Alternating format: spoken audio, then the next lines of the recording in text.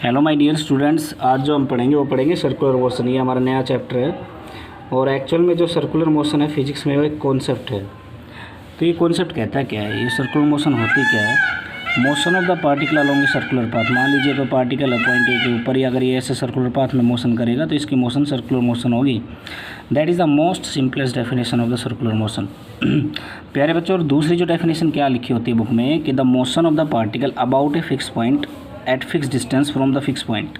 तो ये देखिए, जो फिक्स पॉइंट है तो सेंटर हो जाएगा, ये हमारा सेंटर हो जाएगा फिक्स पॉइंट, और जो ये फिक्स डिस्टेंस रहेगी जिसके ऊपर ये पार्टिकल मोशन करेगा फिक्स पॉइंट से, ये हमारी रेडियस हो जाएगी। तो प्यारे बच्चों, क्या है कि सर्कुलर मोशन की दो डेफिनेशन है। This is the most simplest definition. अब दूसरा हमारे पास क्या है, circular motion is an accelerated motion. Accelerated motion का मतलब क्या है कि इस मोशन में हमेशा एक्सेलरेशन रहेगा।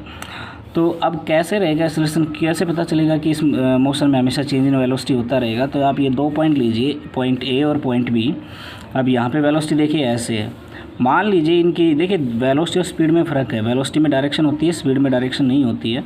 तो यहाँ पे देखिए वेलोसिटी की डायरेक्शन इधर है और इधर वेलोसिटी की डायरेक्शन इधर है। तो देखिए जब हम चेंज इन वेलोसिटी लेंगे, एक्सेलरेशन के लिए तो चेंज इन वेलोसिटी लेंगे ना, तो देखिए जब डायरेक्शन अलग अलग है तो इसका मतलब वेलोसिटी तो चेंज हो रहा है। अगर वेलोसिटी चेंज होगा तो एक्सेलरेशन होगा। अब यहाँ पे आप कहेंगे कि सर वेलोसिटी चेंज नहीं हो रहा है, क्योंकि आप ये देखिए v, इधर भी v है इधर भी v। ये बेटा ये मैग्नीट्यूड है, v का मतलब क्या है मैग्नीट्यूड, v तो स्पीड है, v क्या है स्पीड। अगर मैं स्पीड के ऊपर डायरेक्शन लगा दूँ तो ये मेरे पास वेलोसिटी बन जाएगा। अब इसमें देखिए इसकी डायरेक्शन किधर है, इसकी डायरेक्शन इधर है, इसकी डायरेक्शन इधर है। तो जब हम इनका चेंज लेंगे, चेंज मतलब जब हम इनका वेक्टर एडिशन करेंगे, इनका वेक्टर एडिशन विद साइन, तो जो हमारे पास वेलोसिटी रहेगी वो हर पॉइंट के ऊपर अलग अलग रहेगी ड्यू टू डिफरेंट डायरेक्शन। तो इसका मतलब हमारे पास ये जो मोशन है सर्कुलर मोशन, ये एक्सेलरेटेड मोशन है। ये बात हम हमेशा ध्यान रखें। और वो एक्सेलरेशन कौन सा होगा सर्कुलर मोशन में, हम आगे डिस्कस करेंगे। तो देखिए जनरली जो सर्कुलर मोशन है उसको दो कैटेगरी में क्लासीफाई किया जाता है। एक तो यूनिफॉर्म सर्कुलर मोशन, जिसको हम UCM कह सकते हैं, यूनिफॉर्म सर्कुलर मोशन। ये शॉर्ट एब्रीविएशंस हैं जस्ट याद रखने के लिए। अगर आपको फेयर नोटबुक में लिखना है तो आप ऐसे लिखिए, इसको लिखने की ज़रूरत नहीं है। तो ये देखिए कि UCM जो हमारे पास है, अब मैं बार बार यूनिफॉर्म सर्कुलर मोशन कहने के बजाय UCM कहूँगा। तो UCM में क्या रहेगा कि जो स्पीड है ना वो कांस्टेंट रहेगा, वेलोसिटी कांस्टेंट नहीं रहेगा।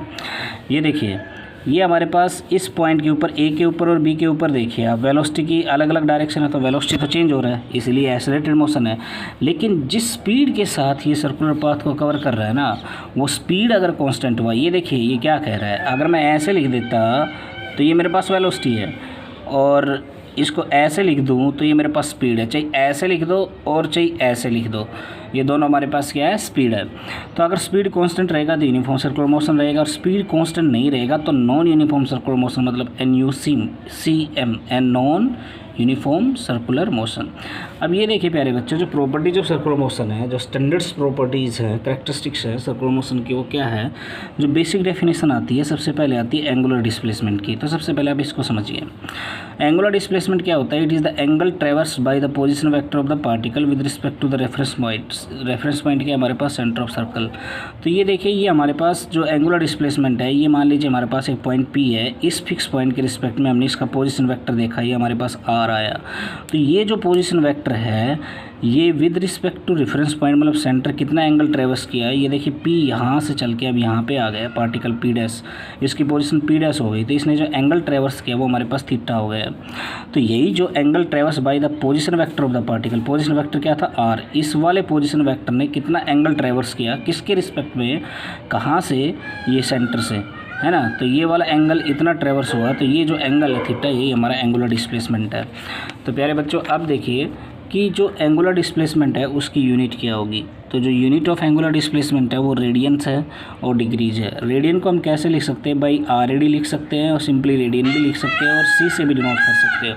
मान लीजिए मेरे को एक को रेडियन के टर्म में लिखना है, तो मैं 1 के ऊपर छोटा सा C लगा दूंगा। ये जो 1C है और 1 रेडियन है ये हमारे पास, हम इसको कैसे बोलूँगा? 1 रेडियन, दैट्स ऑल। अब ये देखिए अगर मेरे को रेडियन मेजर से डिग्री मेजर, डिग्री का तो पता ही है आपको, अगर डिग्री लिखना है तो मान लीजिए ये 1 है और इसके ऊपर एक ये छोटा सा सर्कल, तो ये मेरे पास डिग्री हो गया। अब प्यारे बच्चे ये देखिए, अगर मेरे को रेडियन मेजर से डिग्री मेजर में कन्वर्ट करना है और डिग्री मेजर से रेडियन मेजर में कन्वर्ट करना है तो मैं कैसे करूँगा। मान लीजिए ये है मेरे पास 30 डिग्री, अगर 30 डिग्री को मेरे रेडियन में बदलना है तो देखिए डिग्री मेजर को मैं π/180 से मल्टीप्लाई कर दूँगा, π/180 तो कितना आएगा ये 6। तो 30 डिग्री का जो इक्वलेंट रेडियन मेजर है वो हमारे पास है π/6। तो ऐसे हम डिग्री को रेडियन में बदल सकते हैं। डिग्री को मैं रेडियन में कैसे बदला, π/180 से मल्टीप्लाई किया। अब उल्टा करना हो मेरे को, इसी रेडियन को मान लीजिए π/4 को, π/4 ये मेरे पास क्या है, रेडियन है, ये मेरे पास रेडियन है, मेरे को इसको किस में बदलना है, डिग्री में बदलना है। तो मैं क्या करूँगा, देखिए डिग्री मेजर इधर रह जाएगा, रेडियन मेजर मेरे पास है तो इसको मैं इधर ले आऊँगा तो 180/π हो जाएगा ना मल्टीप्लाई में। तो ये देखिए हमारे पास क्या रहेगा, π/4 रेडियन, ये हमारे पास 180/π, पाई से पाई गया, और ये हमारे पास कितना आया 45 डिग्री।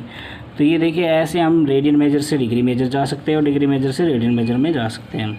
तो अब देखिए प्यारे बच्चों, हम एंगुलर डिस्प्लेसमेंट को मेजर कैसे करेंगे। Measurement of angular displacement, unit हमें पता चल गया, यूनिट इसकी रेडियन होती है, रेडियन और डिग्री है ना। तो अब यहाँ से देखिए कि डेफिनेशन हमें पता चल गया। अब हम देखेंगे कि मेजरमेंट कैसे करेंगे। तो एंगुलर डिस्प्लेसमेंट हमारे पास क्या आता है, मान लीजिए ये है हमारे पास, यहाँ पे एक पार्टिकल है P, वो क्या किया कि इसका पार्टिकल का जो पोजीशन वेक्टर है R, ये थीटा एंगल ट्रेवर्स कर गया और ये P' पे आ गया।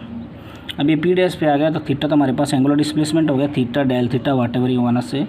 तो एंगुलर डिस्प्लेसमेंट हमारे पास कैसे आएगा, ये एंगल कैसे मेजर करेंगे। ये जो आर्क लेंथ होती है ना, ये आर्क लेंथ ये वाली P' जो हमारे पास हो जाएगी आर्क लेंथ अपॉन रेडियस, ये हमको थीटा देगा। तो ये थीटा जो हमारे पास है एंगुलर डिस्प्लेसमेंट है। एस जो है इस पॉइंट के इस पॉइंट से शॉर्ट डिस्टेंस मतलब अगर इनको सीधा मिला देना तो ये हमारे पास शॉर्ट डिस्टेंस आ जाएगा। तो ये जो एस है ये लीनियर डिस्प्लेसमेंट है। लीनियर डिस्प्लेसमेंट कब है, जब थीटा स्मॉल हो, और आर क्या है, रेडियस ऑफ सर्कुलर पाथ। देखिए जब थीटा स्मॉल होगा तो ये जो आर्क लेंथ है अप्रोक्सीमेटली, क्योंकि बहुत छोटी हो जाएगी तो approximately will tend to straight line. तो इसलिए इसका मतलब एंगुलर, आप ऐसे ही ध्यान रखें कि angular displacement is equal to angular displacement theta is equal to arc length upon radius, that's all.